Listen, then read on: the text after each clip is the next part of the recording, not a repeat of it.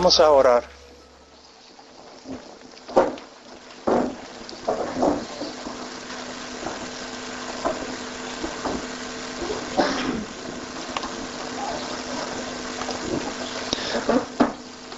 Padre,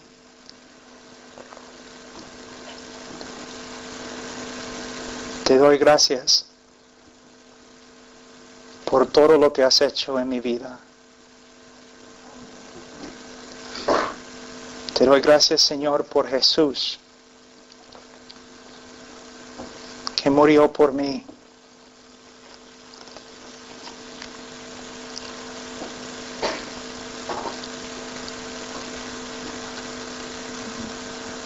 Señor, me siento tan débil ante ti y ante esta congregación.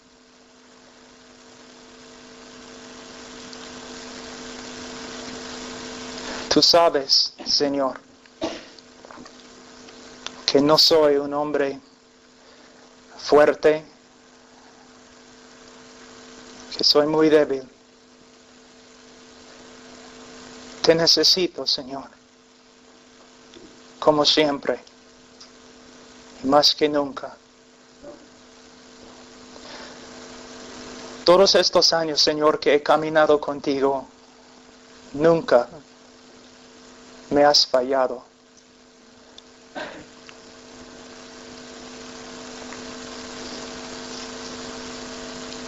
Ni una sola palabra ha fallado. Señor, oro por estos jóvenes. Señor, son jóvenes. Y hay muchos, Señor, que ellos no saben acerca de ti, acerca de la vida, acerca del cristianismo verdadero. Señor, somos tan influenciados por el mundo y nuestra cultura. A veces, Señor, somos como ciegos. No sabemos quién eres ni lo que dice tu palabra. Señor, ten misericordia no solamente de los jóvenes, sino de mí. Señor, si tú no obras aquí, en estos días, todo eso, Señor, va a ser como una broma religiosa.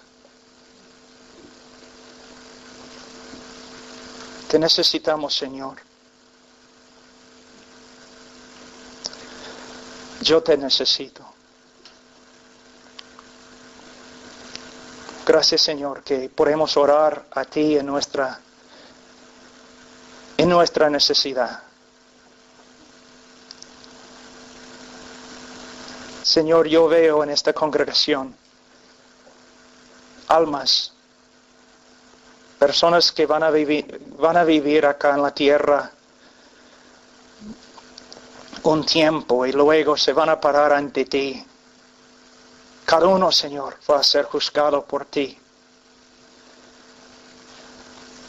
Por eso, en el temor de Dios, te pido que me ayudes.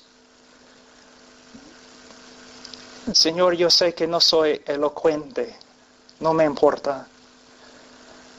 Pero ayúdame, Señor, a comunicar tu palabra claramente. Ayuda, Señor, a estos jóvenes. Líbralos del mundo y de sí mismos. Enséñales, Señor, la libertad verdadera, el gozo y el amor verdadero. Oh Señor, si hay alguien aquí esta noche que no te conoce, Señor, que esta noche sea su noche de salvación. Y si hay creyentes, Señor, que están extraviándose, Señor, que no lo hagan más. Que se dediquen, Señor, a tu Hijo. Estas cosas, Señor, que he orado, ningún hombre puede cumplir. Pero tú, Señor, puedes. Ayúdanos. En el nombre de Cristo. Amén. Es un privilegio muy grande para mí estar con ustedes. Y bueno, yo viví 10 años en Perú, pero salí del Perú hace 11 años y hablo en español una vez al año. Entonces es un poco difícil para mí predicar en español. Estoy aquí para ayudarte con la palabra de Dios. Yo sé que a veces crees que tienes todas las respuestas, pero yo te digo, ni sabes lo que son las preguntas. Tienes una vida, ¿te das cuenta? Una vida que el Señor te ha dado. De una forma no es tu vida, es suya. No tienes el derecho de hacer lo que tú quieras. Solamente tienes el derecho de hacer lo que el Señor quiera. Soy un hombre que de verdad tengo bastante gozo y alegría en mi vida. Pero hay tiempos cuando uno tiene que hablar en serio. Bueno, este es uno de los tiempos. Tú tienes una vida y un día vas a pararte ante Dios. De verdad, vas a pararte ante Dios. Y tu destino eterno va a ser decidido.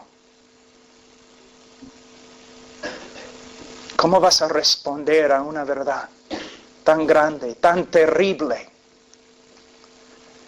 Pero sin embargo, una verdad inescapable. Tú tienes una cita con Dios ante su trono. Y vas a tener que dar cuenta cuando Él te pregunta, ¿qué has hecho con mi hijo? ¿Qué has hecho con mi hijo? Porque quiero decirte algo. Todo lo que Dios ha hecho, todo lo que Dios ha hecho, lo ha hecho para su hijo. La persona más importante en el universo para el Padre es su hijo. ¿Qué has hecho? Te va a preguntar. ¿Qué has hecho con mi hijo? Dios creó el mundo solamente para su hijo. Pero tú dices que no puedes vivir para Él. Tienes cosas más importantes. Él es el centro de la voluntad de Dios. No debes jugar con Él. De verdad es mejor que salgas ahora y que te vayas como un incrédulo o ateo. Pero no debes jugar con Cristo. Porque es la persona más importante a Dios. Ahora voy a compartir un poco de mi testimonio para empezar. Me han pedido que lo haga, entonces voy a hacerlo. Yo nací en una familia que tenía y tiene muchas cosas. Nosotros teníamos un rancho y criábamos caballos y vacas como los cowboys que ves en las películas. Y cuando yo tenía, 6 años, empecé a montar caballo y trabajar con las vacas. Cuando tenía 11 años entrené mi primer caballo. Entonces mi vida era muy simple, ¿no? Trabajando con vacas, entrenando caballos, colegio, y cuando yo no estaba estudiando en el colegio o trabajando en el bosque cazando. Y como digo, una vida bonita. Mi papá era mi héroe. un hombre muy fuerte, muy grande, muy inteligente. Toda la comunidad respetaba a mi papá y yo quería ser como él. Era mi sueño.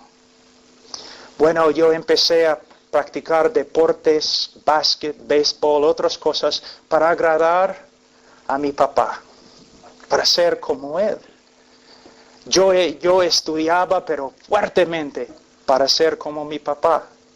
Pero un día, en mi último año del colegio, nosotros estábamos trabajando en el campo, arreglando un cerco, y riéndonos, hablando y todo lo demás, y de repente mi papá gritó, y agarré a mi papá así, y caímos al suelo, y él murió en mis brazos, en medio del campo. En ese momento, algo dentro de mí cambió, pero totalmente cambió. Yo me di cuenta, mi papá era rico, pero está muerto.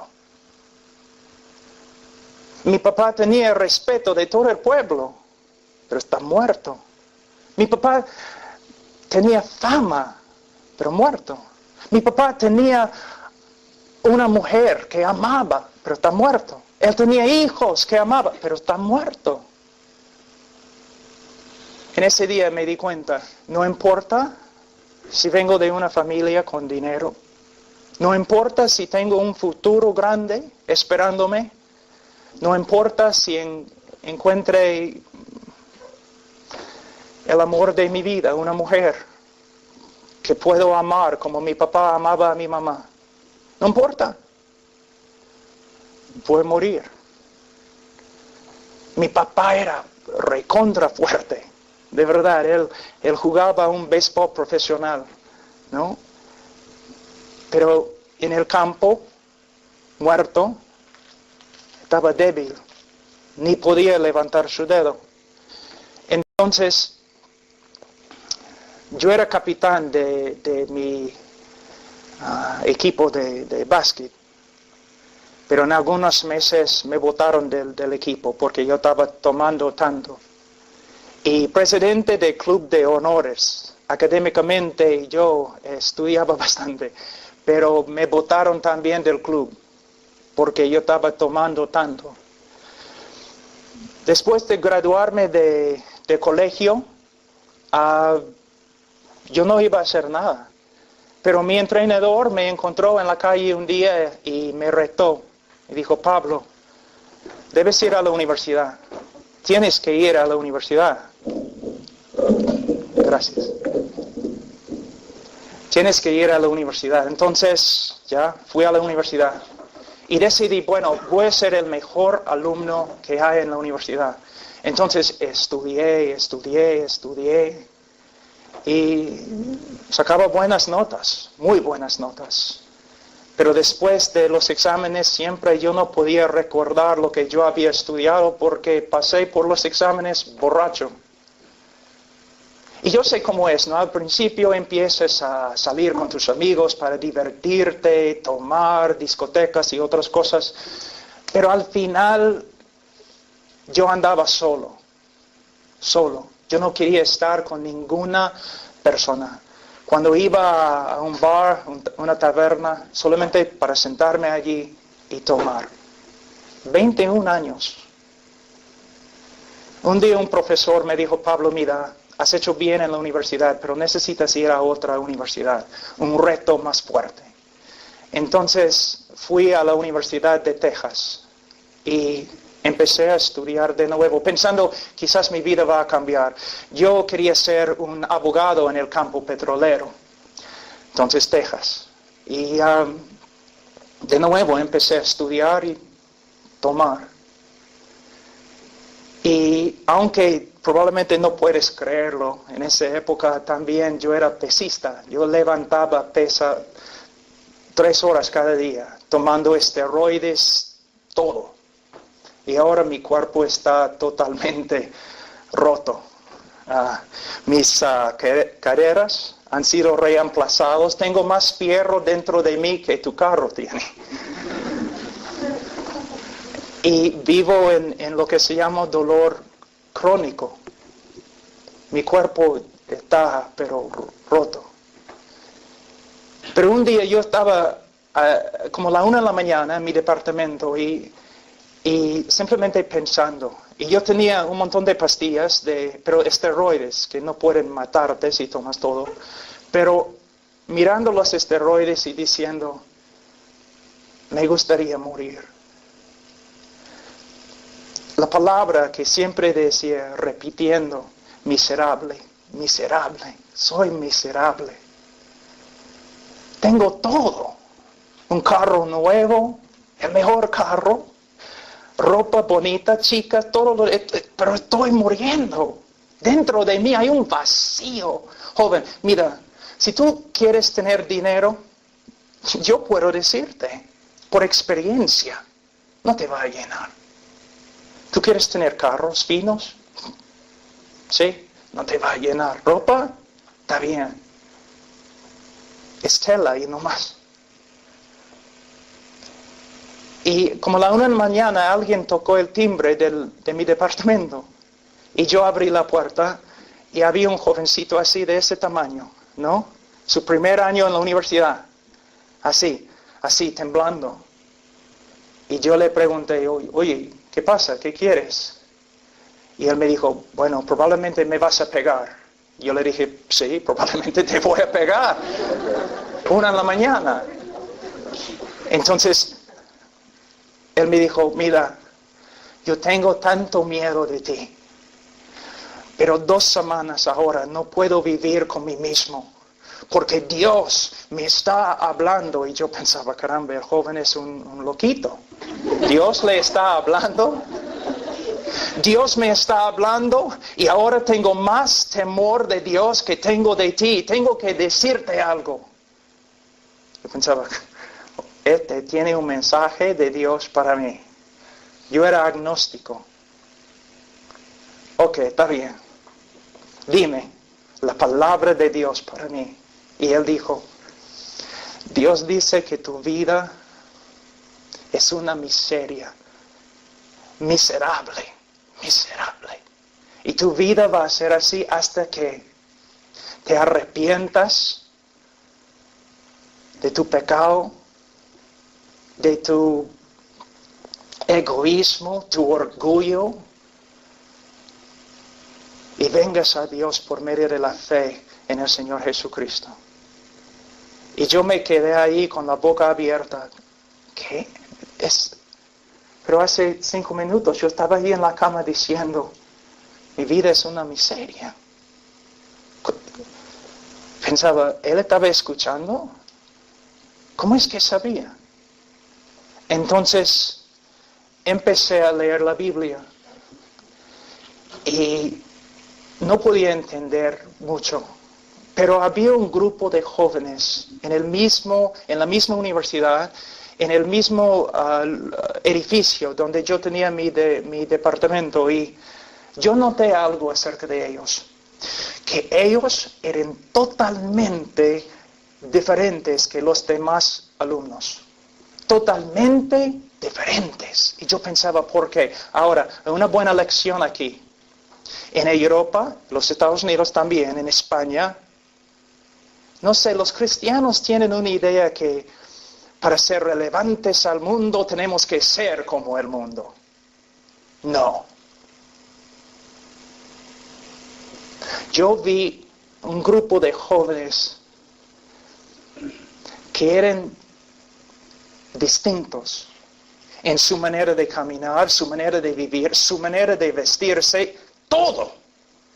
Entonces yo quería saber, ¿qué tienen? ¿Por qué son así? Uno, ¿recuerdas la película Rocky? Y este moreno bien grande que peleó contra él en la primera película. Bueno, un moreno así de ese tamaño, con el mismo parecer, se me acercó un día. Yo pensaba, caramba, voy a tener que pelear con este chico. Se me acercó y me dijo, ¿eres Pablo, no? Yo le dije, sí. ¿Y qué? Y él dijo, 6 meses estoy orando por ti. ¿Qué? Sí, 6 meses. Mira, tú necesitas a Cristo.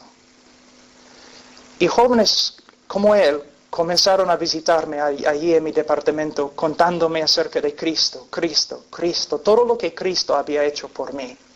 Yo sabía lo que era, lo que yo era. Un joven solamente pensaba en mí mismo, solamente en mí. Egoísta, yo hacía daño a personas, a muchas chicas. Nada me importaba, yo era mentiroso solamente para divertirme. Mentía. Una persona tan vil como yo, y Dios envió a su Hijo por mí. ¿Sabes la razón por la cual no amas a Cristo como debes amar a Cristo? Es porque tú no sabes, tú no amas a Cristo como debes amar a Cristo. Es porque tú no sabes cuán pecador que eres. ¿Recuerdas la mujer que lavaba los pies de Jesús? Y él dijo, ella ama mucho porque ha sido perdonado mucho. Yo me di cuenta. Yo tenía vergüenza. ¿Cómo puede ser que Dios envió a su hijo para morir en mi lugar?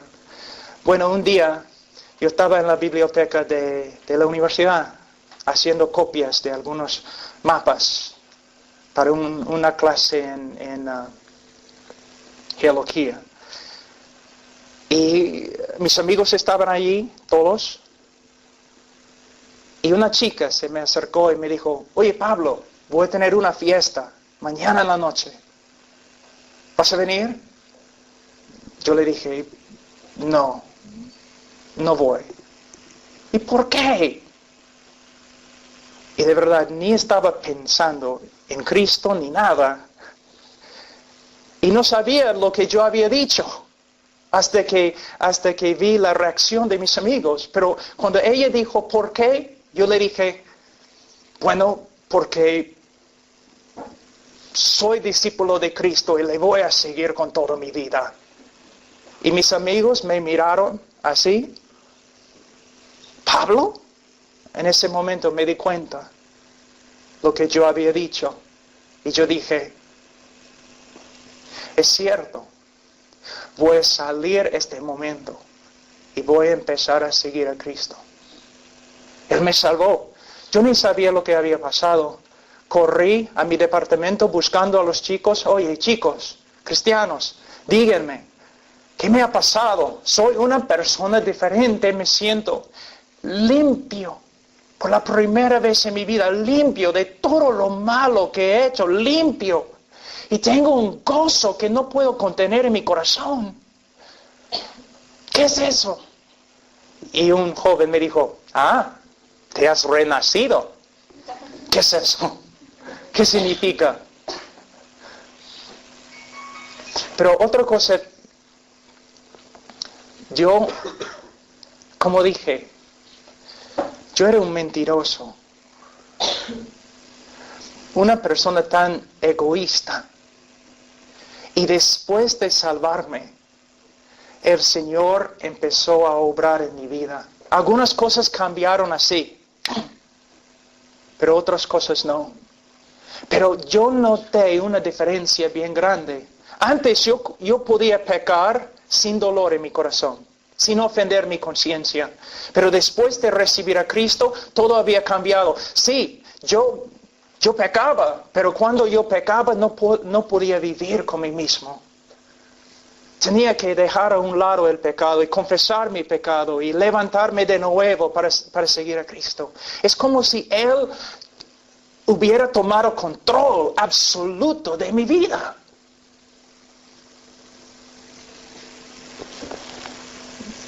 Después de terminar la universidad decidí, voy a ir al seminario para estudiar. Entonces fui al seminario, estudié allí. Y en el seminario el Señor me llamó a Perú. Yo tenía 26 años y fui al Perú. Y yo nunca había visto en mi vida pobreza. Ustedes, si han vivido aquí en España toda su vida, ustedes no saben lo que es la pobreza.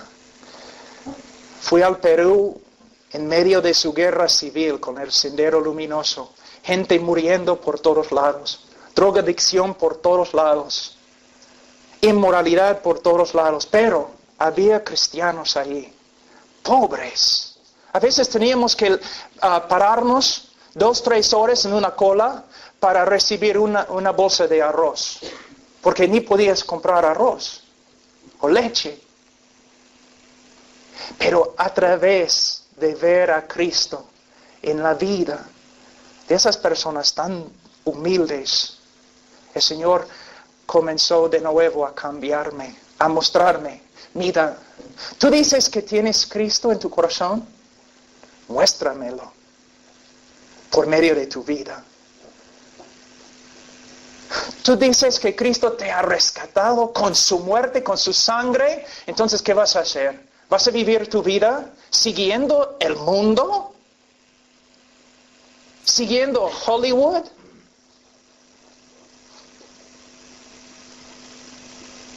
¿O vas a usar la vida que Dios te ha dado para seguir a Cristo?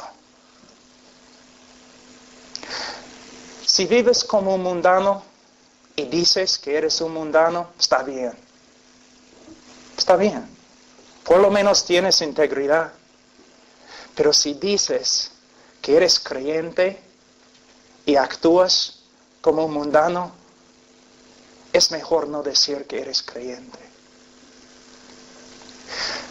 Esta noche vamos a hablar de lo que Cristo ha hecho por nosotros. Es para que veas el gran precio que fue pagado, para que te levantes en el poder del Espíritu Santo y vivas con todo tu corazón, con toda tu fuerza para Él. Yo te digo que este universo es cristocéntrico. Tus necesidades y tus deseos y los planes que tienes para tu vida no tienen ninguna importancia. Lo que tiene importancia es que tú entregues tu vida a Cristo totalmente. Ahora tengo 27 años caminando con Él. Mi amo, mi Señor, ninguna palabra ha fallado. Las bendiciones que Él me ha dado, ni puedo comunicar en inglés o latín o español. Él es perfecto en todos sus caminos. Y Él es digno de tu vida. Mira, eres fuerte, ¿no? Joven, fuerte. Yo era más fuerte.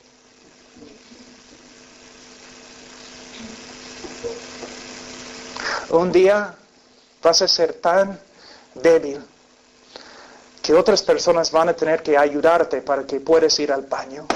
¿Te das cuenta? Y las chicas, ustedes jóvenes, hermosas, chicas, tengo noticias para ustedes. Un día vas a ser tan fea que ni el perro va a querer jugar contigo. ¿Te das cuenta? No pelo saliendo en tu nariz, tus orejas y... bien fea. Entonces vas a vivir... Mira, mira, jóvenes, mira, yo soy muy observante. Yo he visto ya la manera en que ustedes caminan por acá, ¿no? Los chicos, ¿no? ¿Dónde está el baño? Por allí. Y las chicas, ¿no? Una princesa cristiana, ¿no? Soy bonita, dices, dentro, pero es mejor que veas mi belleza afuera. ¿No? Mírame. Mira lo que estás haciendo. Es una tontería. Es una tontería. El mundo te tiene así. Mira, tú me dices, Pablo, no debes juzgarme. ¿Y por qué no? Tú no sabes lo que está dentro de mi corazón. Yo no necesito saber lo que está dentro de tu corazón. Porque yo puedo ver el fruto en el árbol. Lo que estás dentro se manifiesta afuera. ¿Eres una persona entregada a Cristo? Es algo que no puedes no fingir. Todos pueden ver. Si eres una persona sincera, una persona devota, una persona que de verdad ama a Cristo, o una persona que simplemente está jugando. Y otra cosa, y vamos a estudiar bastante este tema. Tú crees que eres libre, pero yo voy a mostrarte que de verdad no eres tan libre como crees. Que otras personas están determinando lo que eres y lo que haces, cómo te comportas. Mira, vamos a tomar solamente tu manera de hablar. ¿Dónde aprendiste a hablar así? ¿De un estudio profundo de las Escrituras o de tu cultura? De tu cultura. Porque probablemente ninguna persona aquí ha estudiado la Biblia para ver cómo debo hablar. Y el compañerismo que tienes con otras personas. ¿Quién ha determinado esto para ti? ¿Has estudiado la Biblia para ver lo que el Cristo dice acerca de las personas con las cuales debes tener compañerismo, o otra persona te ha dicho? ¿O tú mismo has decidido? Las cosas que ves con los ojos, ¿estás siguiendo a Cristo? ¿Has estudiado en su palabra lo que Él dice con respecto a tus ojos? Ahora, no soy legalista, pero es una buena ilustración. Tu manera de vestirte. ¿Quién ha decidido esto para ti? ¿Hollywood? ¿Madrid? ¿Nueva York? ¿O has hecho un estudio profundo de las Escrituras para ver lo que es la voluntad de Dios? ¿Ves? Entonces podemos ver esta semana que mayormente tú puedes adorar a Cristo, tú puedes participar en la alabanza, tú puedes usar una camisa que dice Cristo viene. Pero la pregunta más importante es, ¿quién determina cómo eres? ¿La Biblia y tu estudio de la Biblia? ¿O tu cultura secular y de una forma anticristo? Ahora, vamos a Romanos capítulo 3 y vamos a empezar. Tú dices, ¿vas a empezar? Si esta fue la introducción nomás. Voy a tener que achicar un poco el sermón, pero lo más importante para mí esta noche es que cada uno de ustedes vea lo que Cristo hizo en la cruz. Pero primeramente vamos a Romanos capítulo 3, versículo 23, que dice: por cuanto todos pecaron y están destituidos de la gloria de Dios. Todos pecaron. ¿Te asusta? ¿Te asusta? Debe asustarte. ¿Por qué? Primeramente, la razón por la cual esta frase no te asusta es porque no conoces a Dios como debes conocer a Dios. Si tú pecas, si tú dices algo en contra de mí, no vas a ir a la cárcel. Pero si tú dices algo en contra del presidente de España o del presidente de los Estados Unidos, una amenaza, tú puedes ir a la cárcel. ¿Por qué? Bueno, es el presidente. Tiene una un papel, un rango, una oficina muy, muy alta. Ahora, cuando pecas, no estás pecando contra un alcalde de un pueblo pequeño. No estás pecando aún contra un querubín. Estás pecando contra el Dios del universo, que es merecedor de toda la alabanza, de toda obediencia. Esta noche no estábamos adorando a Dios. Está bien, me gustó. Los que estaban liderando, yo vi en su cara sinceridad. Pero estamos allí adorando a Dios a la ligera, a medias.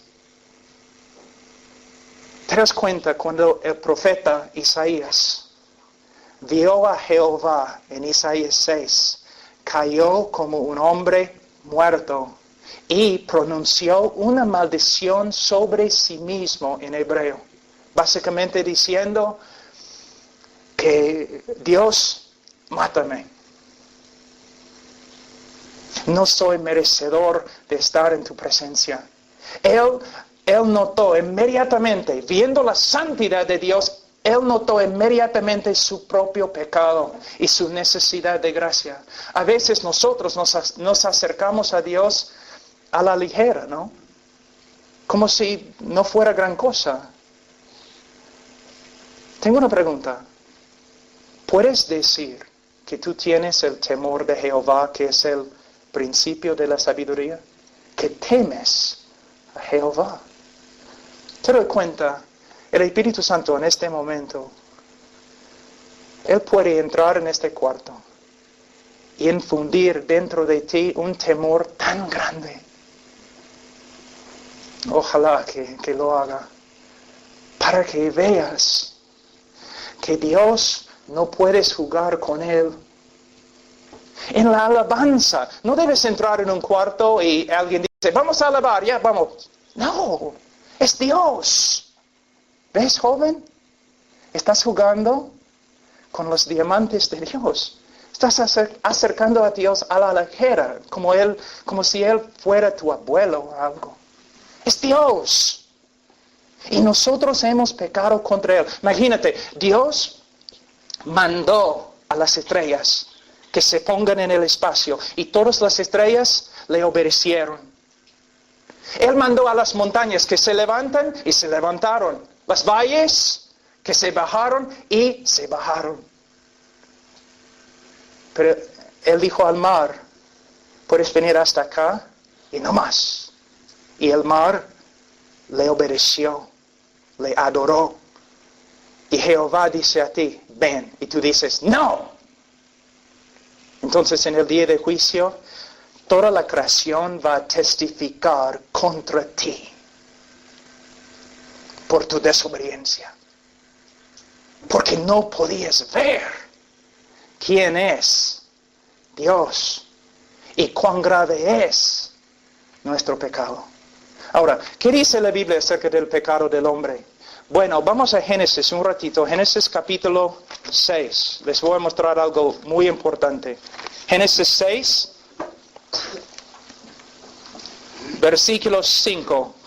Y vio Jehová que la maldad de los hombres era mucha en la tierra, y que todo designio de los pensamientos del corazón de ellos era de continuo solamente el mal. Un día yo estaba predicando en una universidad y un reportero se me acercó muy enojado.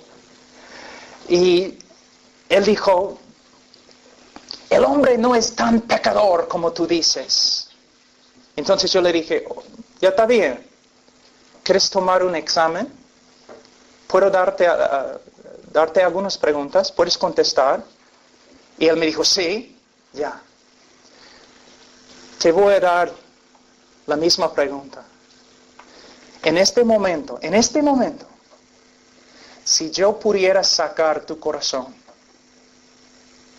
y poner todos los pensamientos que has tenido desde tu niñez hasta ahora, todos los pensamientos que has tenido, ni estoy hablando de obras, solamente los pensamientos. Si yo pudiera poner todos los pensamientos en un DVD y yo pudiera dar la película acá ahora, tú saldrías de aquí corriendo y nunca regresarías a este grupo.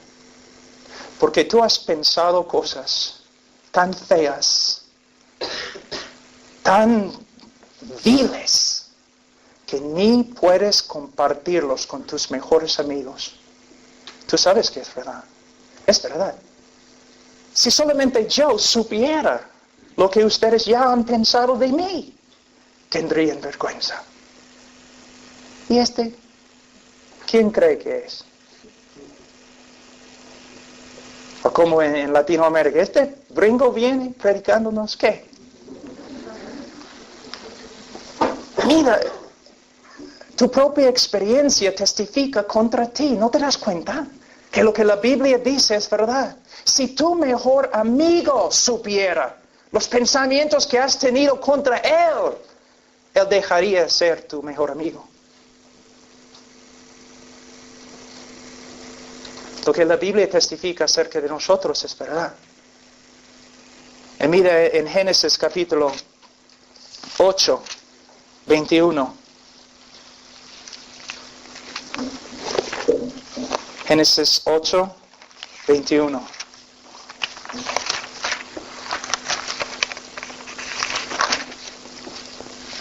Y percibió Jehová olor grato, y dijo Jehová en su corazón: no volveré más a maldecir la tierra por causa del hombre, porque el intento del corazón del hombre es malo desde su juventud. Desde su juventud. Esta palabra en hebreo puede ser traducido su niñez. Tengo una pregunta. ¿Tienes que enseñar a un niño a mentir? ¿A ser egoísta? ¿A pelear? ¿A portarse injustamente? No tienes que enseñar al niño estas cosas. ¿Por qué? Porque la Biblia enseña que cada uno de nosotros nace con una naturaleza adámica, una naturaleza corrupta. Y que el hombre no puede librarse de su propia naturaleza corrupta. Para ser salvo, Dios tiene que hacer algo sobrenatural para cambiar el corazón del hombre. Cuando yo escucho o leo lo que la Biblia dice acerca de mí y acerca de ti, y cuando pienso que Cristo murió por personas como nosotros, de verdad es algo muy especial, ¿no es cierto? Si un hombre muere por un hombre bueno, es algo increíble. Pero cuando un hombre muere por uno que es un horrible pecador, es algo fantástico. Y Dios envió a su Hijo para morir por mí y por ti. Los pensamientos que has tenido, las obras que has cometido, que nadie sabe, solo tú y Dios. Pero Él envió a su Hijo para morir por ti. Vamos a Isaías un ratito.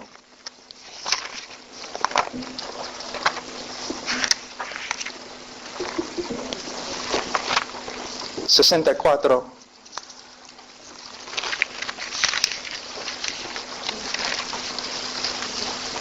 Mira lo que dice. Si bien todos nosotros somos como suciedad y todas nuestras justicias como trapo de inmundicia, y caímos todos nosotros como la hoja, y nuestras maldades nos llevaron como viento.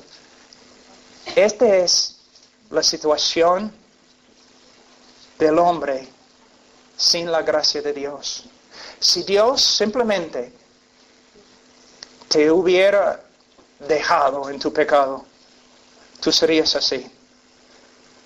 En tu pecado, un esclavo de tu pecado y sin esperanza. Aquí en Isaías podemos ver la razón por la cual el hombre no puede salvarse por medio de las obras. ¿Te das cuenta? Mira lo que dice. Aún nuestras mejores obras son como trapos de inmundicia. En Perú nosotros construimos una iglesia una vez en el río Amazonas, en el pueblo San Pablo, que antes era un pueblo de leprosos. Todavía hay un montón de leprosos allí y sus hijos. La lepra es una cosa horrible. Hay diferentes tipos de lepra, pero el peor tipo de lepra es insoportable. El hombre se pudre, sangre y pus saliendo de su cuerpo. Es algo horrible. Vamos a decir que tenemos un leproso acá ahora y decidimos, bueno, le vamos a ayudar. Vamos a hacerle presentable. Entonces vamos a Madrid y compramos la tela más fina, blanca. Y regresamos y vestimos al leproso en la tela. Se ve bonito, ¿no? Solamente algunos segundos. Porque ¿qué va a pasar? La sangre, pus, va a pasar por la tela. Y la tela va a ser tan contaminada como el hombre mismo. Es lo mismo con nuestras buenas obras. El hombre no puede salvarse por las obras. ¿Por qué? Las obras salen de su naturaleza corrupta y por eso sus obras son corruptas. Ninguna cosa has hecho para merecer la salvación. Ninguna cosa. Ninguna cosa. Dios no te ha salvado por causa de ti, sino a pesar de ti. Él no te ha amado porque Él ha visto dentro de ti algo especial. Él te ha salvado aun cuando no había nada dentro de ti. Nada. A veces, no siempre, pero algunos de los cristianos más dedicados que yo conozco en Perú, antes eran drogadictos, fumando la pasta. Yo trabajé con drogadictos los primeros años ahí en Perú. De verdad aprendí mi español de ellos, entonces por eso hablo así. Pero después de convertirse, yo vi en algunos de ellos que de verdad se convirtieron, yo vi una dedicación increíble.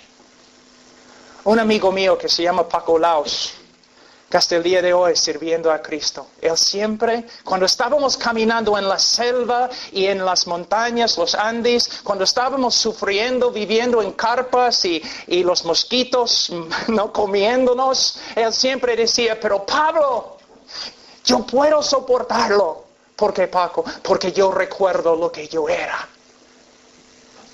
Y yo sé lo que soy ahora, una nueva criatura en Cristo. Y yo sé el precio que fue pagado para rescatarme. Yo puedo soportar todo para Él. Así es la vida cristiana. ¿Cómo es que puedes rechazar al mundo? Porque Cristo murió por mí. ¿Por qué puedes dejar a un lado tu cultura y vivir bíblicamente? Porque Cristo murió por mí. Cuando yo no merecía nada, nada.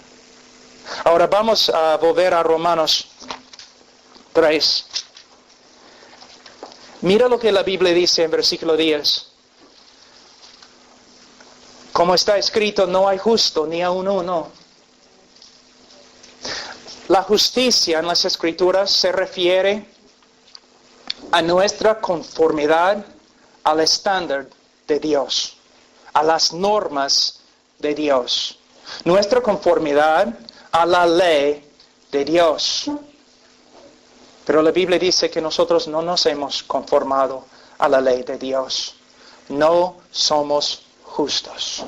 Algunas personas dicen, bueno, pero sí he pecado, pero no he pecado mucho. Lo que tienes que entender es, Adán y Eva pecaron una sola vez y fueron botados de la presencia de Dios. Quizás crees que no has pecado mucho, pero has pecado más que ellos. Después de un solo pecado, fueron botados de la presencia de Dios. ¿Por qué? Porque Dios es santo. Dios es santo. Les voy a enseñar algo de la teología. Voy a intentarlo. Vamos a decir un ratito que hay un ateo que vive en Málaga, ¿no? Y su enemigo vive en Barcelona. Y el ateo escuche que su enemigo en Barcelona está enfermo y necesita una medicina que va a costar $100,000. Entonces el ateo vende su casa, vende su carro, vende sus terrenos, todo, solamente para comprar la medicina que su enemigo necesita. Y sin carro camina a Barcelona para dar la medicina a su enemigo. Tengo una pregunta. ¿Ha hecho bien o ha hecho mal? Tú dices, bueno, ha hecho bien. No. Ha pecado. Tú dices, ¿cómo? Estás olvidándote de algo. Este es un universo teocéntrico. Todo lo que haces, tienes que hacerlo para la gloria de Dios. El ateo, su motivo no fue principalmente la gloria de Dios, sino probablemente la gloria de sí mismo. Lo que tienes que entender es, tú crees que, bueno, soy un hombre bueno porque, no, ando bien con mis vecinos, soy muy amable a las personas y aún amo a mis enemigos. Pero mi pregunta es, ¿y Dios? ¿Qué relación tienes con Él? ¿Cómo respondes a Dios? Tú dices que nunca ofendes a un ser humano, pero quizás todos los días ofendes a Dios. Y nosotros podemos decir que hemos pecado contra Dios, que ninguna persona ha glorificado a Dios como Él merece. Ninguna persona ha hecho todo lo que ha hecho para la gloria de Dios. Mayormente hacemos las cosas para nuestra propia gloria. Somos pecadores. Ahora, dice aquí, no hay justo ni aun uno, no hay quien entienda, no hay quien busque a Dios. Los hombres inconversos que no conocen a Cristo no buscan a Dios. Y como evidencia, voy a usar los cristianos. Hay muchos de ustedes que se dicen cristianos. Una pregunta. No tienes que contestar en voz alta, pero una pregunta. Cristiano, que ahora eres hijo de Dios, convertido, renovado, regenerado. ¿Cuánto tiempo cada día buscas a Dios? Muchos pasan semanas sin estudiar su palabra, sin orar, sin adorar a Dios en privado. Tengo una pregunta. ¿Adoras a Dios cuando nadie está? A veces simplemente vas a tu cuarto para adorar a Dios a solas. ¿Ves? Lo que la Biblia dice es verdad. Dice que los inconversos no buscan a Dios y podemos probar que es verdad, porque muchas veces los que se dicen cristianos ni buscan a Dios. ¿Te das cuenta? Si eres salvo es por medio de la gracia. Tú dices, Pablo, ¿por qué estás diciendo esas cosas?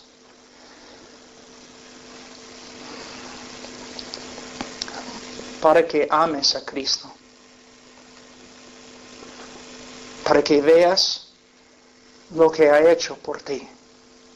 Él te ama. Como ningún predicador puede explicar o definir, Él te ama.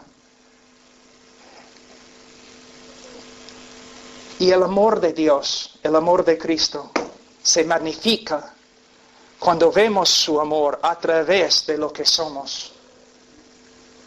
Cuando, por ejemplo, vemos a un chico que es millonario, y bien, usamos la palabra en Perú, bien guapo, bien, no es feo. Entonces es millonario, tiene el parecer de Tom Cruise o una estrella de película, y él va y se casa con una chica bien rica y bien guapa también. Entonces nadie dice nada, ¿no? Normal. Este chico se casó con ella, él es rico, ella es rica, él es hermoso, ella es hermosa, claro, se casaron. Pero cuando un chico millonario, muy hermoso, príncipe, se casa con una chica pobre y no muy hermosa, todos hablan, ¿no? Mira, ¿no es hermoso como este hombre? De verdad la ama. La trata como una reina. Aunque no es muy guapa, no tiene dinero, nada. Y hablamos todos, todo el pueblo hablando, mira. De la misma forma. Cuando tú te das cuenta lo que eras, el amor de Cristo se engrandece y te mueve. Es por eso muchas veces, cuando las prostitutas y otras personas se convierten, su amor para Cristo es algo excepcional, algo fantástico, porque se dan cuenta. Pero nosotros, si vamos a amar a Dios como debemos amar a Dios, también tenemos que darnos cuenta que no hay ninguna diferencia entre nosotros y la prostituta, entre nosotros y la drogadicto, entre nosotros y Hitler. Hitler. Tú dices, pero Pablo, yo no soy como Hitler. Si no eres como Hitler, es solamente porque la gracia de Dios te ha restringido. Porque tú tienes el mismo corazón y la misma capacidad de Hitler. Pero Cristo murió por ti. Ahora, vamos a hablar un ratito de Proverbios. Vamos a Proverbios 17:15. Proverbios 17:15. Ahora te voy a mostrar el problema más grande en toda la Biblia. El problema más grande en la teología. El problema más grande que existe. Es la razón por la cual Dios ha hecho todo lo que ha hecho. Mira lo que dice. El que justifica al impío y el que condena al justo, ambos son igualmente abominación a Jehová. Tú dices, pero ¿cuál es el problema? Guarda esa página y vamos a Romanos 3 un ratito. En Romanos 3, 23, mira lo que dice.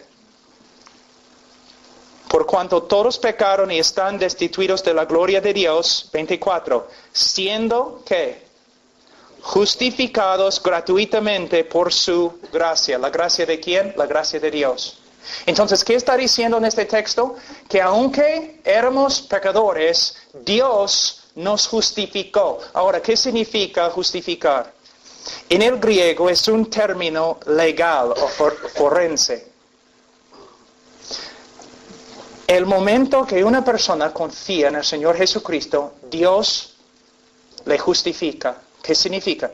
Que Dios declara a esta persona legalmente justo ante Él. Cuando una persona cree en Cristo y Dios le justifica, no significa que en ese momento la persona llega a ser una persona perfectamente justa en su naturaleza. ¿Por qué? Sigue pecando.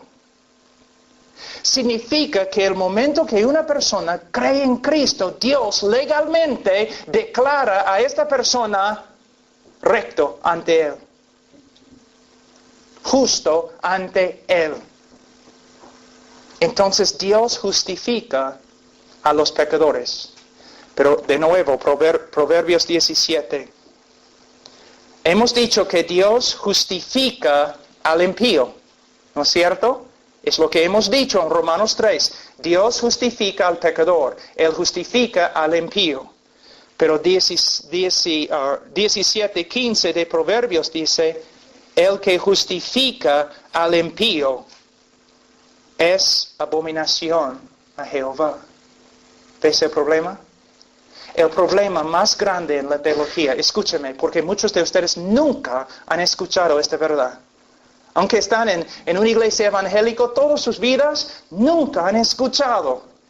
El eje, la verdad principal del evangelio es, si Dios es justo, Él no te puede perdonar. Si Dios es justo, Él no te puede perdonar. Y el problema más grande en las Escrituras, ¿cómo puede Dios ser justo y a la vez perdonar al pecador? Tú dices, pero no entiendo el problema. Mira, te voy a dar una ilustración. Vamos a decir que regresas a tu casa y encuentras a toda tu familia asesinada en el piso. Y el asesino está ahí con la sangre de tu familia en sus manos. Tú gritas, tú agarras al asesino, lo llevas a la policía al juez. Y un día ya, todos se juntan ahí, el criminal, el juez, todo el pueblo. Y el juez mira al hombre que es culpable de la muerte de tu familia, y el juez dice, mira, soy un juez lleno de amor, misericordioso. Entonces, te perdono. Estás libre. ¿Cómo vas a responder? ¿Vas a escribir a los políticos? ¿Vas a hablar con los reporteros diciendo que hay un juez que es peor que los criminales? Porque un juez tiene que hacer justicia. El juez no puede simplemente perdonar al culpable. Y ahí es el problema en la teología. Dios es justo, tú eres culpable. ¿Cómo puede Dios justificarte sin dejar de ser justo? ¿Puedes ver? Me están mirando más o menos así. ¿Entienden? Algunos predicadores yo he escuchado diciendo, mira, Dios, en vez de ser justo contigo, Él demostró su amor hacia ti. ¿Una vez has escuchado algo así? Es una mentira. ¿Sabe lo que están diciendo? Están diciendo, Dios, en vez de ser justo, entonces lo contrario es, Dios, ¿eres injusto? Dios no puede negar su justicia. Es un Dios justo. Él no puede simplemente amarte o perdonarte, porque Él no puede negar su justicia. Él tiene que ser justo, pero ¿cómo puede Dios ser justo y a la vez perdonar al pecador? La respuesta se encuentra en la persona de Jesucristo. ¿Qué pasó? El Hijo de Dios, Dios el Hijo, según la voluntad de su Padre y con buena voluntad, llegó a ser hombre. Vivió una vida perfecta, como Dios sí, pero a la vez como hombre, en tu lugar. Él vivió en tu lugar. Y conforme al plan de Dios, Él se fue a la cruz. En la cruz, todo el pecado de su pueblo, toda la culpa, Él llevó. Ahora, todo el castigo divino, todo el castigo de Dios, toda la ira de Dios que debe caer sobre ti, cayó sobre su Hijo. Y cuando su Hijo murió, Él satisfizo una vez para siempre la justicia de Dios. Entonces ahora Dios puede perdonarte porque Dios mismo satisfizo su justicia por medio de morir en tu lugar. Quizás algunos de ustedes nunca escucharon una verdad, aunque es el centro, una verdad así, aunque es el centro del Evangelio. Ahora, Vamos a hablar un ratito acerca del odio de Dios. ¿Cuántos de ustedes han escuchado un sermón acerca del odio de Dios? Una persona. Son 2, 3. Qué bien. El odio de Dios. Una vez enseñando sobre el odio de Dios, una mujer se levantó y dijo, pero Dios no puede odiar. ¿Por qué? Porque es amor. Entonces no puede odiar. Algunos de ustedes probablemente piensen lo mismo. Pero primeramente vamos a ir un ratito a las Escrituras para ver que de verdad Dios odia. Salmos 5:5.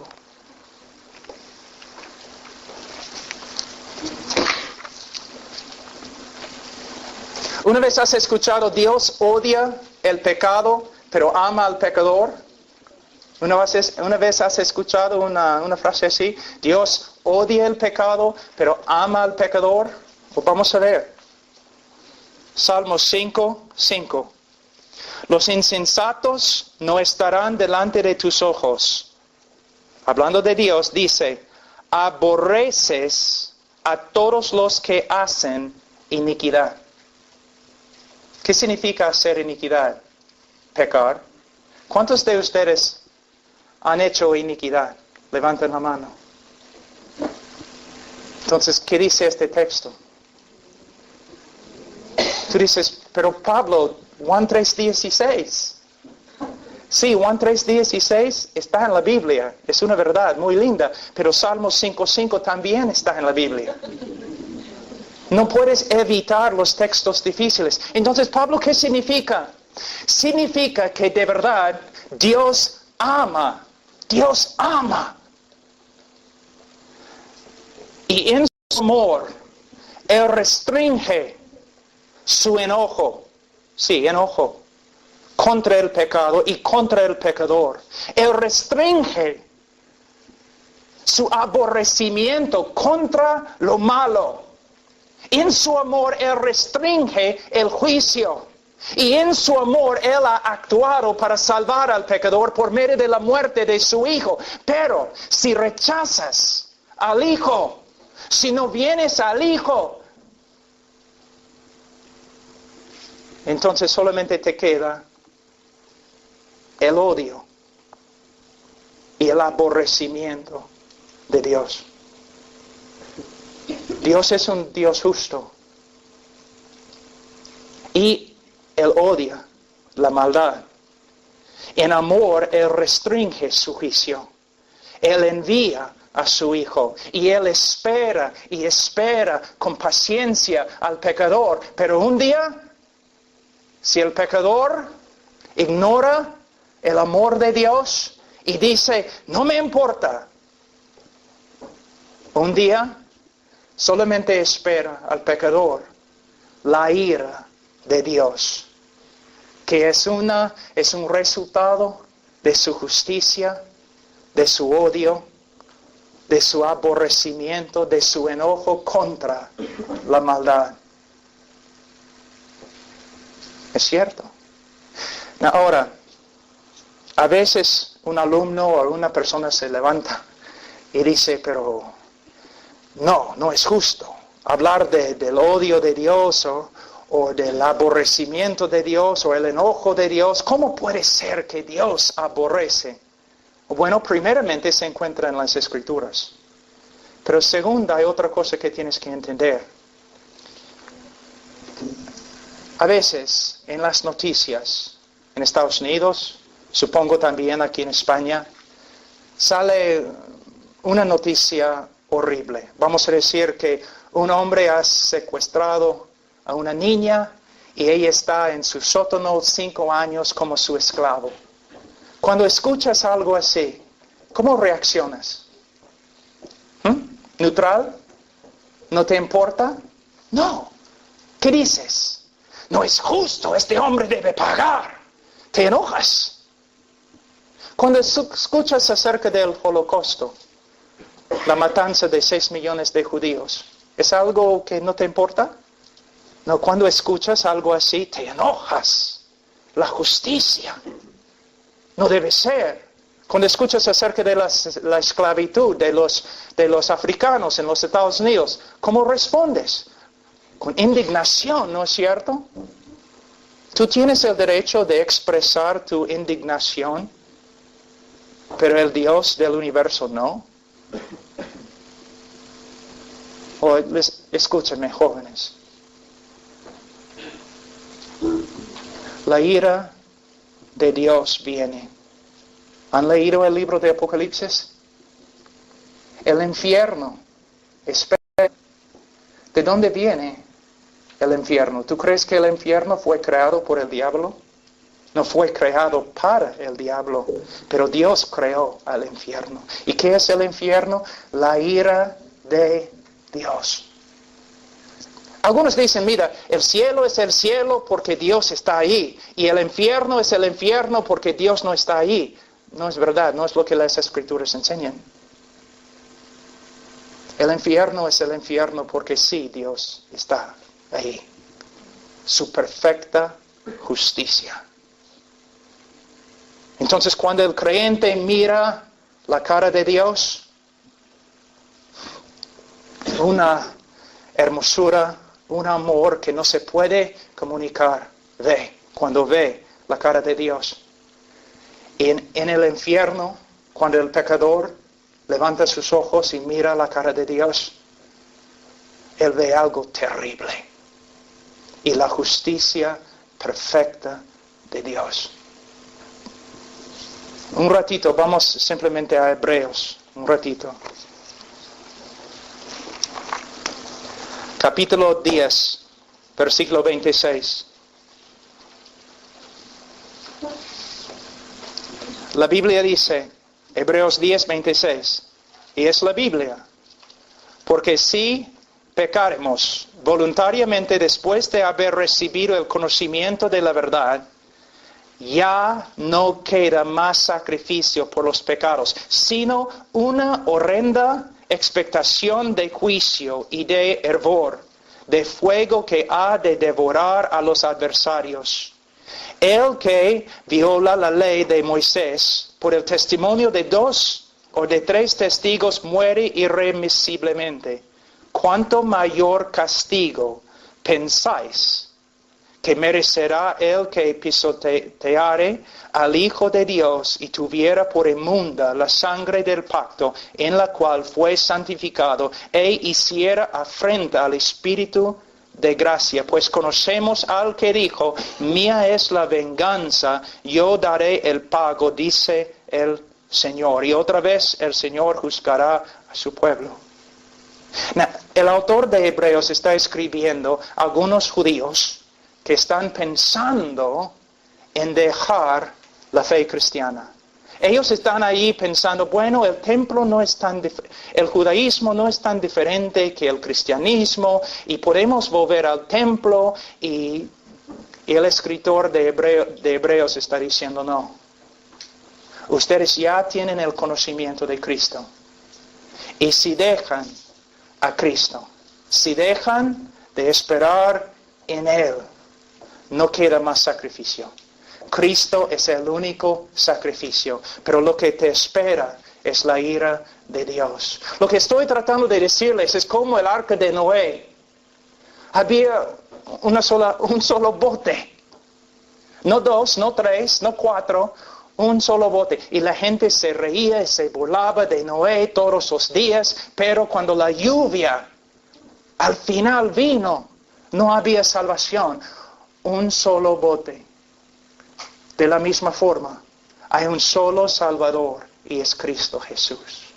Ahora, para terminar, vamos a ver algo de lo que sucedió en la cruz del Calvario. Es muy importante, muy importante. Primeramente, simplemente vamos a pensar un ratito. En el libro de Mateo 27, nosotros aprendemos que cuando Cristo estaba en la cruz, ¿qué gritó? Dios mío, ¿por qué me has desamparado? Escucha. Dios mío. Cristo hablando a su Padre, Dios mío, ¿por qué me has desamparado. Fíjate, Él no dice, ¿por qué los romanos me han desamparado? O ¿por qué mi pueblo me ha desamparado? No, Él dice, Dios, Él pregunta, ¿por qué me has desamparado? Abandonado. La palabra puede traducirse así. ¿Por qué me has desamparado? Aquí es la razón. Vamos a Salmos 22.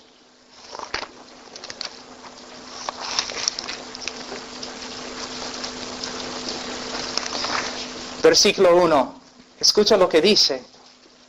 Dios mío, ¿por qué me has desamparado? David está escribiendo, pero al final es una profecía acerca de la cruz del Calvario. Dios mío, ¿por qué me has desamparado? ¿Por qué estás tan lejos de mi salvación y de las palabras de mi clamor? Él dice, Dios mío, clamo de día y no respondes, y de noche y no hay para mí reposo. Es su queja en la cruz. ¿Por qué me has desamparado? Y ahora, presenta un argumento. Él dice, en versículo 4, en ti esperaron nuestros padres, esperaron y tú los libraste. Clamaron a ti y fueron librados. Confiaron en ti y no fueron avergonzados. Su argumento ante Dios es, en toda la historia de Israel, siempre has salvado al hombre justo. Pero yo, tu hijo, clamo desde la cruz del Calvario, ¿por qué me has desamparado? Él nos da la respuesta, versículo 3. Pero tú eres santo, versículo 6. Yo soy gusano. ¿Qué está diciendo? En los folletos, que son muy populares, ¿no? Tienen este lado, un precipicio y Dios. Otro lado, un precipicio, hombre. Y dice, el hombre no puede acercarse a Dios. Hay un abismo grande entre los dos. El hombre está aquí desamparado. ¿Por qué? Por causa del pecado. Para cerrar esta separación entre ti y un Dios justo, el Hijo de Dios tuvo que sufrir el abandono que tú mereces. Ante el trono de Dios, Dios debe rechazarte totalmente, absolutamente. Para salvarte, alguien tuvo que ser rechazado en tu lugar. Cristo, el Hijo de Dios. Ahora no tengo tiempo ni la capacidad en español, pero si tuviéramos tiempo, podríamos hablar de lo que pasó en la eternidad antes de la creación del mundo. Dios no creó al mundo porque tenía necesidad o porque sentía solo. Dios creó el mundo no por causa de una necesidad, sino por causa de su superabundancia. A través de toda la eternidad, una relación perfecta de amor entre el Hijo y el Padre. Y no necesitaban más. Una relación perfecta. Pero en la cruz, la relación fue rota. Él murió abandonado por su Padre. Ahora, la mayoría de ustedes no tienen hijos. Yo tengo hijos. Tengo que tener cuidado porque amo a mis hijos tanto que a veces tengo que tener cuidado que no sean ídolos en mi vida. Ay, cómo amo a mis hijos. ¿Abandonar a mi hijo? No. Yo muriera la peor muerte en la historia del mundo. Pero yo no voy a abandonar a mis hijos. A un hombre bueno, no voy a abandonar a mis hijos, ni por un hombre bueno, pero Dios. Su Hijo fue desamparado por Él para salvarte, porque para cerrar la brecha, alguien tenía que morir fuera de la presencia de Dios. En el libro de Levítico hay dos cabritos expiatorios, creo es la palabra. Dos cabritos, ¿por qué? Porque había necesidad de mostrar dos cosas acerca de la cruz. Un cabrito, ¿qué pasó? Fue matado.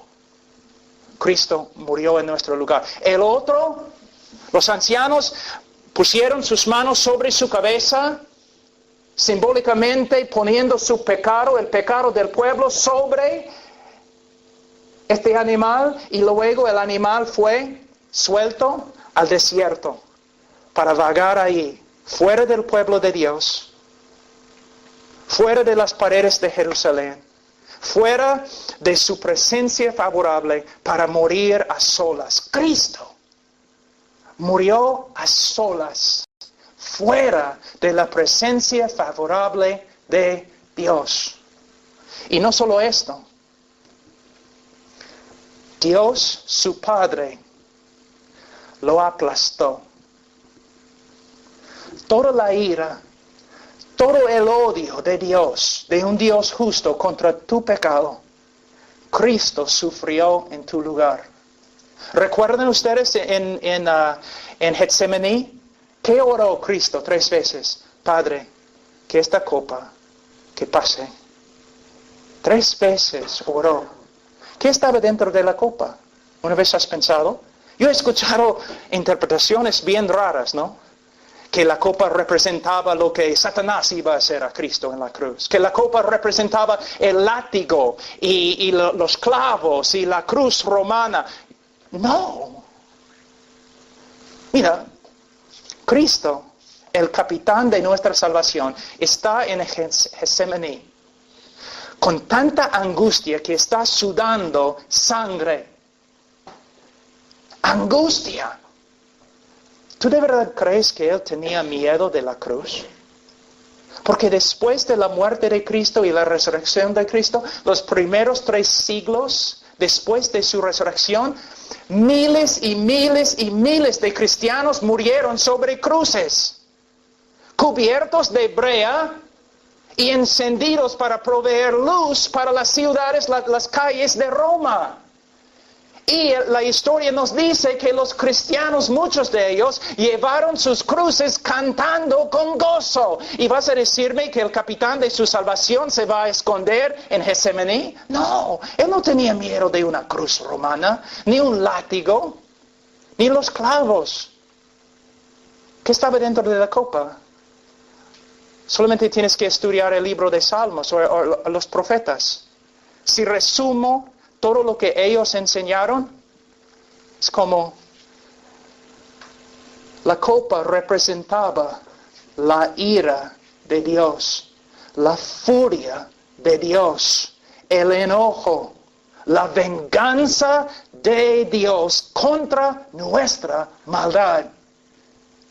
Para cerrar la brecha, alguien tenía que morir fuera de la presencia de Dios, pero a la vez alguien tenía que sufrir el castigo que nosotros hasta el día de hoy merecemos. Otra persona tenía que tomar la copa de la ira de Dios. Es interesante, ¿no? Isaías, capítulo 53, un ratito. Isaías 53, versículo 10. Mira lo que dice. Con todo eso, Jehová quiso quebrantarlo, sujetándole a padecimiento. Mira lo que dice. Jehová quiso quebrantarlo. El Mesías. Isaías 53, 10. Jehová quiso quebrantarlo. Eso significa, hermanos, mira, la cruz. Yo sé durante la Semana Santa, por ejemplo, en Perú, aún los evangélicos siempre están hablando del látigo y de la cruz y los clavos. Pero, hermanos, es como que los pastores no entienden. La cruz de verdad fue horrible y necesario. Los clavos, la sangre, necesarios. Pero el dolor de la cruz se encuentra en esto. Que cuando Él estaba en la cruz, su Padre lo abandonó y lo quebrantó bajo su ira. Por eso Él dijo, antes de morir, consumada es. Es un término en griego que se usa entre los hombres de negocio. Pagado por completo. ¿Cómo puede un Dios justo perdonar al pecador y a la vez ser justo? Es porque este Dios llegó a ser hombre. Y en el lugar del pecador murió abandonado y quebrantado bajo la ira de Dios. Y cuando murió, satisfizo una vez para siempre la justicia de Dios. Y su justicia ahora satisfecha, su ira calmada. Hay paz. Cuando la Biblia dice que Cristo es nuestra paz, eso es lo que significa. Él es nuestra paz, porque Él sufrió la guerra, porque Él sufrió el dolor.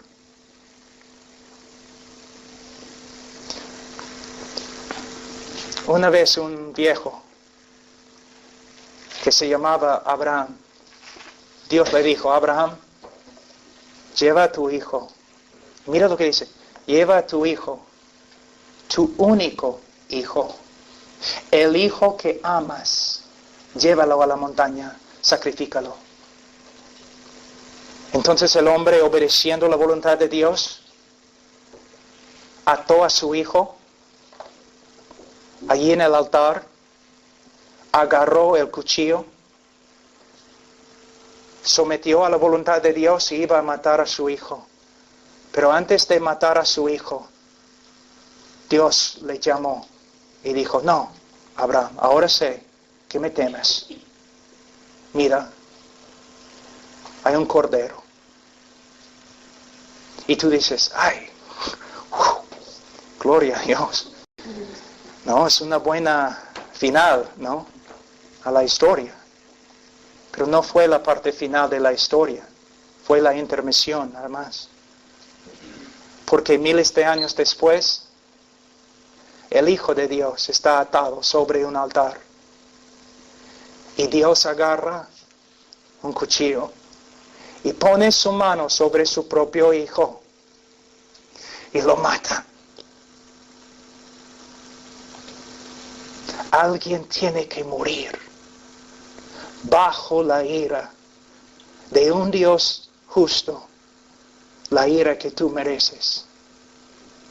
Y cuando murió, Él pagó la pena una vez para siempre. Y cuando la Biblia dice que el creyente es justificado ante Dios, significa que no solamente Dios, por medio de Cristo, ha pagado por todos mis pecados pasados, presentes y futuros, sino también significa que la vida perfecta que Cristo vivió, ahora pertenece a mí. Dios no solamente perdona al creyente, Dios viste el creyente en la vida perfecta de Jesús. Ahora, yo recuerdo después de convertirme en la Universidad de Texas, después de algunas semanas, no escuché acerca de la necesidad de predicar el Evangelio. Y tú sabes cómo un creyente es, ¿no? Cuando es nuevo. Tengo que predicar. Entonces salí a la universidad y me paré ahí en la universidad con mis folletos y empecé a predicar a Cristo. Y la gente pensaba que yo había vuelto loco. Y mis amigos, viendo lo que yo estaba haciendo, vinieron y dijeron, Pablo, oye, ¿qué estás haciendo? Estás aquí todos los días ahora repartiendo folletos y hablando de Cristo. Mira cómo la gente se burla de ti. Las chicas se ríen de ti. ¿Qué estás haciendo? Y yo les pregunté, oye, ¿ustedes son cristianos? Y ellos, claro, somos cristianos, todos somos cristianos. ¿Se dan cuenta que Cristo murió en nuestro lugar. Sí, Pablo, todos saben esto, pero ¿qué? ¿Qué significa? Si Cristo murió por mí, ahora soy esclavo, no tengo opciones. Ahora no tengo ni una voluntad. Soy un esclavo. El amor de Dios. Cristiano, mira, algunos de ustedes se creen cristianos y no son cristianos. Es cierto. No sé quiénes son, no soy profeta ni hijo del profeta, pero en un grupo de ese tamaño siempre hay personas que se creen cristianos, pero viven como paganos. Aman al mundo, siguen al mundo. Pero si eres creyente, no te das cuenta. La vida no tiene sentido. No hay ninguna razón de vivir. Solamente hacer la voluntad de Dios. Después de 27 años siguiendo a Cristo, lo único que me entristece es que he dado casi nada a Él.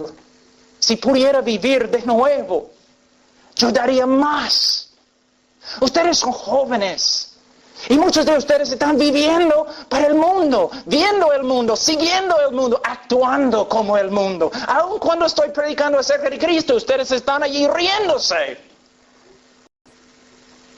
Escuchar, sí, cuando la película, no, La Pasión, no salió y todos estaban yendo a ver la película, yo no podía ir.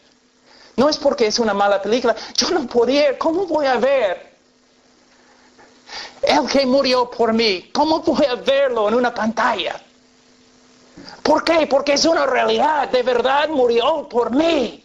Esto tiene que cambiar mi vida, tiene que capturar toda mi vida. No, la riqueza, la fama, la reputación, ¿qué importa? Un día voy a pararme ante Dios. Y soy responsable por un don, un regalo tan grande que es Cristo. ¿Qué vas a hacer con Él? Mira, yo no soy un predicador enojado, no tengo nada en contra de ti, pero el amor de Dios me empuja. Joven, tienes que darte cuenta que puedes perder tu vida. Y que todo, ninguna cosa tiene valor, ninguna cosa, solo Cristo. Y mañana cuando empezamos a hablar de la vida cristiana, yo les digo algo, que la vida cristiana no es un montón de reglas. La vida cristiana no es la moralidad o la ética. La vida cristiana es una respuesta a la persona y obra de Jesús. ¿Por qué amo a mi esposa? La base de mi amor para ella. ¿Por qué amo a mi esposa? Porque Cristo murió por mí. ¿Por qué amo a mis hijos? Cristo murió por mí. ¿Por qué no quiero mentir? Porque Cristo murió por mí. ¿Por qué quiero evitar el mundo y su inmoralidad y sensualidad? Cristo murió por mí. ¿Ves? Tu vida, tú vives entre dos días, joven. El día que Cristo murió por todo el mundo.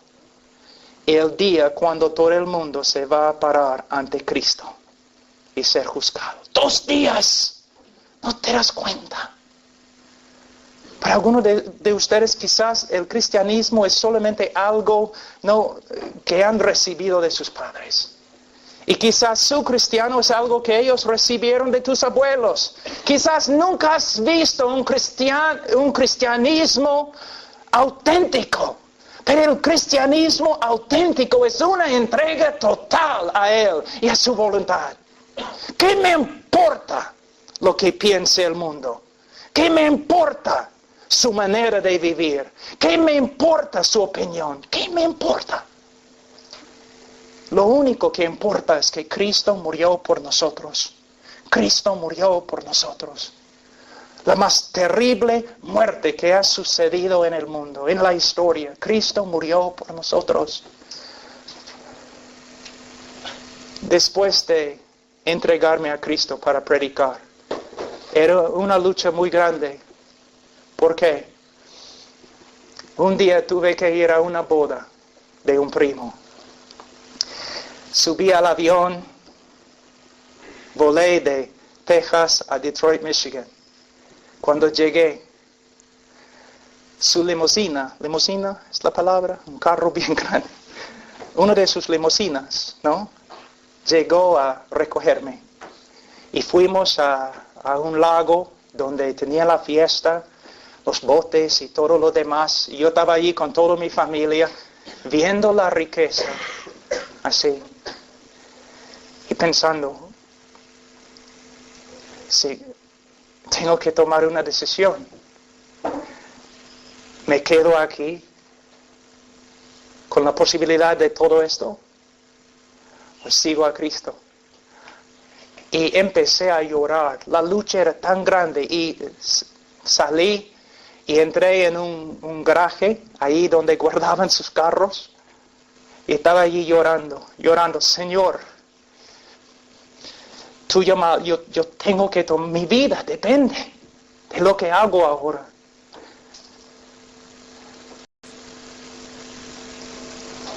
Y tomé la decisión, voy a predicar. Fue predicar. Yo recuerdo salí